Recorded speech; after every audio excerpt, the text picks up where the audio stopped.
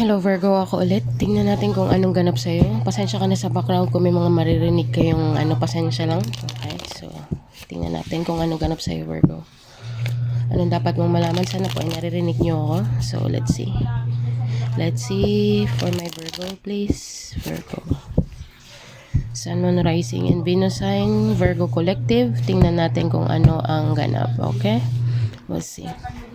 8 of Pentacles Virgo. 10 of Wands in the reverse, Virgo. 7 of Pentacles. So, you are waiting here, Virgo, for something. May hinihintay ka dito, Virgo. Tingnan natin. 5 of Cups in the upright. Overall energy. So, merong scarcity mindset dito, Virgo. We will see. Titingnan ko kung sino to. Ika-clarify ko each card. Sana ay nakikita niyo yung cards. Pasensya na sa position ko as of now, but we'll see. So 8 of Pentacles, 7 of Pentacles, and the 10 of Wands in the reverse. So clarify ko each card. Okay, so let's see. Let's see what do we have for my Virgo. So Virgo, tingnan natin kung ano ang kailangan mong malaman. Clarify ko each card. Okay, so let's see. Tingnan natin. Virgo. We'll see. Clarify the 8 of Pentacles for my Virgo, please. 8 of Pentacles. 8 of Pentacles for my Virgo. 8 of Pentacles for my Virgo, please. What do we have? 3 of Swords. Oh, the 6 of Pentacles to the King of Pentacles and the 10 of Wands. 10 of Swords, I mean. So, Virgo, merong ditong stabbing in the back when it comes to workplace. Okay. So, Virgo, hindi ko alam kung someone in the workplace is very unfair. Okay, Virgo. Okay. And then, kung sino man yung when it regards to workplace, Virgo, okay. So, merong betrayal dito. This is a big betrayal, Virgo. Maybe another person is giving into another person, I guess. Or maybe it's more than. Okay. Mas malaki ang binibigay nitong King of Pentacles kaysa sa another person. Okay. So, that is the issue here, Virgo, in the first row. Okay. Hindi ko alam kung saan kayo makaka-resonate dyan. Bahala na kayo kung saan kayo makaka-resonate dyan. 3 cards naman tayo dito. So, pasensya na kayo kung meron kayong naririnig sa background. Okay. Basta, ang nakita ko dito, Virgo, sa first row, 8 of Pentacles, meron ditong betrayal na nangyari for sure because of the giving thing, generosity thing. Okay. Yun ang nakikita ko dito, Virgo. Unfair ang treatment dito. Okay, hindi ko alam kung the another person is hardworking, super hard work, overtime, tapos less ang binabayad, tapos the another person is like less lang ang trabaho pero malaki ang binabayad, something on that line, Virgo. So that is the first row. So tingnan natin kung anong 10 of Wands, Virgo, in the reverse. I think you are dropping something here, or maybe someone wants to communicate, Virgo, here with the Knight of Swords, Page of Pentacles, the Lovers card, and the Hangman. Someone is stuck here, Virgo. This person wants to drop all of the burden, Virgo, and all of the responsibilities, Virgo. Merong coming in dito, Virgo, na offer with the Page of Pentacles together with the Knight of Swords, with the Lovers card. This person is stuck. Someone is stuck here when it regards to partnership, okay?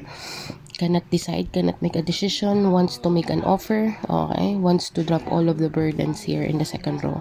Okay, hindi ko alam kung kanino yan, maaaring ikaw or taong connected sa'yo, Virgo. Pero someone wants to offer something here.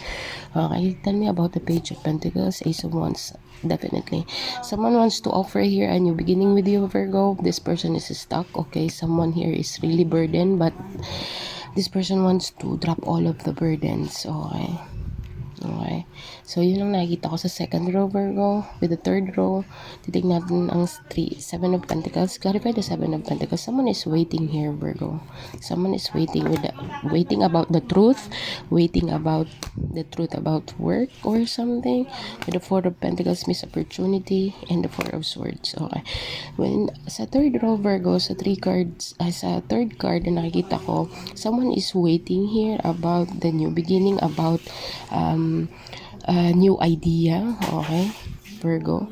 someone here is thinking about maybe this is a missed opportunity, or maybe this is what you think about this, because someone here is contemplating that maybe the another person is rejecting the offer or rejecting the idea. Okay, Virgo, so yun ang nakikita ko. Pasensya na po kayo sa background. Okay, so yun ang nakikita ko dito, Virgo. Someone is waiting here about the truth to be revealed, okay?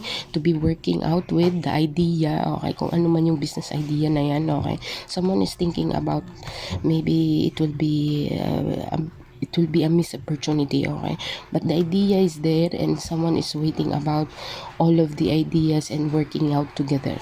Yun ang nakikita ko, Virgo, dito sa third row. Okay, hindi ko alam kung ikaw ang naghihintay or someone is waiting here about the idea that needs to be worked out with. Okay, and the another person here is contemplating maybe this will be a missed opportunity or some sort. Okay, yun ang nakikita ko dito. With the Five of Cups at the bottom of the deck, Virgo, at saka Six of Wands in the bottom of the deck, overall energy, someone here is very regretful and very sad. Maybe you are in the public eye, or maybe you are exploring some new things. Pasensya na, Virgo, umuulan dito sa amin. So yun ang nakita ko dito, Virgo. Maybe you are enjoying your life without someone here, or maybe you are successful here and someone is very sad because you are successful without them. Some kind of something in that line, Virgo. Sana ay nagigets nyo ako. Someone is sad here because of you gaining your popularity, gaining your victory here, Virgo, and someone here is feeling sad because hindi kayo magkasama sa victory na yan. Okay, maybe parehas yung pinangarap pero hindi siya kasama sa idea, hindi siya kasama sa victory. Basta yun ang nakikita ko dito, Virgo. Tingnan natin kung anong advice. Tingnan natin, Virgo, kung ano ang pwedeng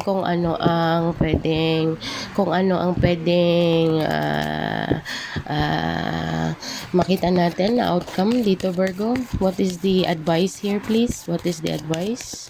We'll see what is the advice here, Virgo. A time for healing. So, Virgo, you need to heal something here. Okay? You need to heal something here, Virgo. Ano ba to? It's time to take action. So you need to take action, Virgo, on something instead of you waiting on it or thinking about it, Virgo.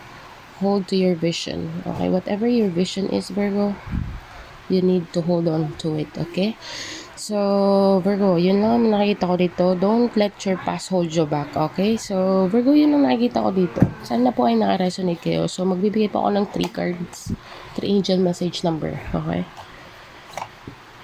angel message number for my Virgo, please. Angel message number. Parang nagbubaliktad na yung cards ko dito, pero it's okay, okay lang.